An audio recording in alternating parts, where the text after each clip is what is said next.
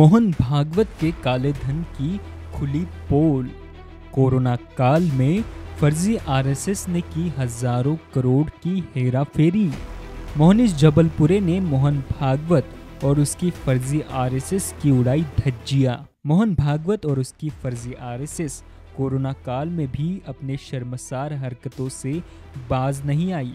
एक तरफ आम जनता भूख प्यास से मरे जा रही थी और दूसरी ओर खुद को जनता की हितैषी बताने वाली फर्जी आरएसएस अपने काले धन के हेराफेरी में जुटी हुई थी। इसे देखिए, यह फर्जी आरएसएस का ट्विटर अकाउंट है जिसमें एक पोस्ट में दावा किया गया है कि कोरोना काल में मोहन भागवत और उसके फर्जी आरएसएसी स्वयंसेवकों ने कई मास्क, कई राशन किट, कई खाने के पैकेट गरीबों में बांटने का दावा किया है। अब इसे देखिए, यह फर्जी आरएसएस के मुताबिक उन्होंने इतना सब कार्य कोरोना महामारी के समय में किया है, जैसे गरीबों की सेवा, गरीबों के लिए राशन किट उपलब्ध करना, कई और अनगिनत सेवाएं हजारों लोगों तक पहुंचाने का आरएसएस ने अपने ट्विटर अकाउंट से दावा किया है। जी हाँ, फर्जी आरएसएस के मुताबिक उसने 1,10,55,450 राशन किट गरीबों में बांटी है। यही नहीं, उसने 62,81,117 फेस मास्क गरीबों में बांटने का दावा किया है। और तैयार भोजन पैकेट कितने बांटे देखिए, 7,11,86,500 पैकेट कुल गरीबों में, राह चलते गरीबों में आरएसएस ने बांटा है। यही नहीं, फर्जी आरएसएस ऐसे कई अनगिनत दावे अपने सोशल मीडिया अकाउंट करता आ रहा है, जबकि आप अगर इन सब चीज़ों के खर्च का हिसाब करें तो अरबों रुपयों का यह पूरा खर्च है। अब सवाल यह उठता है कि इतना सारा धन फर्जी आरएसएस के पास आया कहां से, और यही सवाल नागपुर के सामाजिक कार्यकर्ता मोहनीश जबलपुरे ने महाराष्ट्र सरकार और न्यायपालिका से पूछा है कि जो फर्जी आरएसएस और उसका फर्जी सरसंघचालक मोहन भागवत यह दावा कर रहा है कि हमने इतने किट और इतने मास्क गरीबों में बांटे हैं, आखिरकार इतना खर्च करने के लिए पैसा आया कहां से और उसका ऑडिट किसके पास है।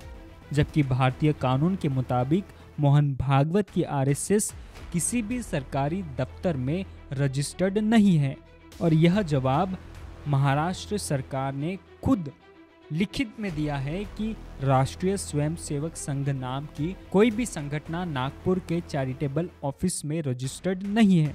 फिर आखिरकार ऐसे देशद्रोही संगठन पर न्यायपालिका और सरकार इतनी मेहरबान क्यों है।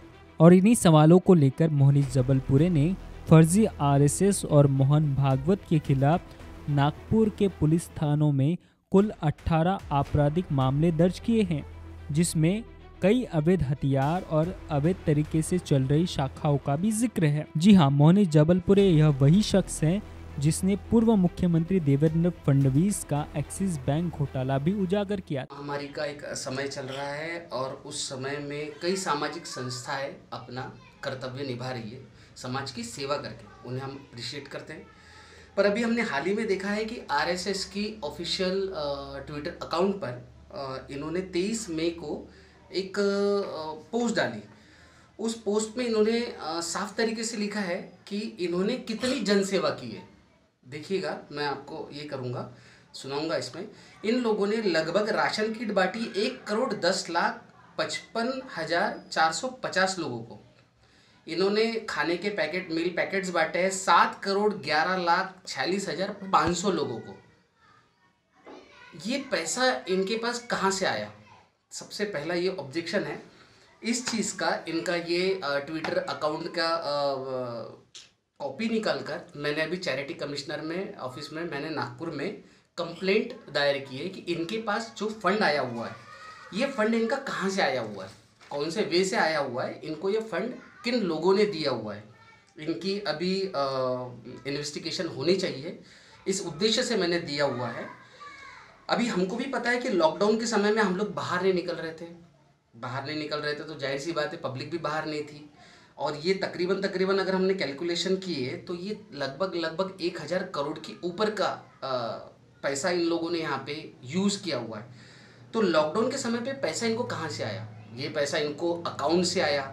जाहिर सी बात है इनके अकाउंट तो होने नहीं है, क्योंकि आरएसएस अनरजिस्टर्ड है, जिसके कागज़ भी मैंने इसमें लगाए हुए कंप्लेंट में।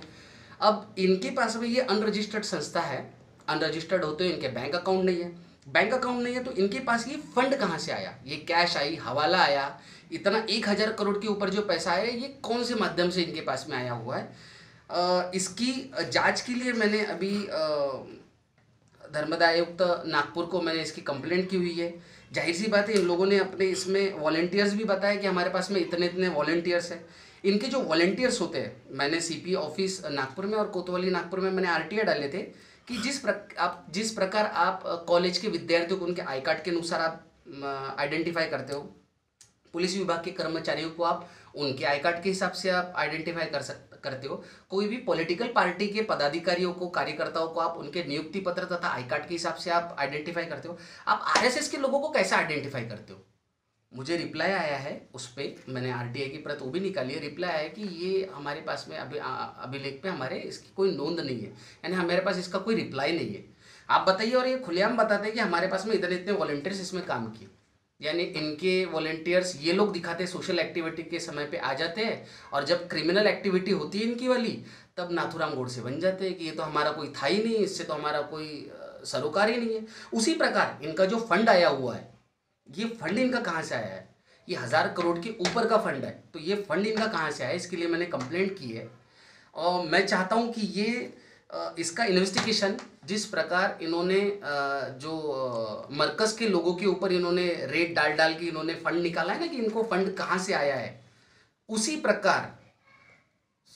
प्रकार आरएसएस के भी यहाँ से इनका फंड कहाँ से आया हुआ है। ये 1000 करोड़ इन लोगों ने जो बांटा है, इन लोगों ने जो यहाँ पे पैसा बांटा है, और वो भी उस समय बांटा है, वो भी उस समय इन लोगों ने जो राशन किट और ये सारी चीज़ें बांटी है, उस समय पे जब लोग अपने घर से नहीं निकल रहे थे, और इन्होंने 1000 करोड़ का प्रबंध कर दिया।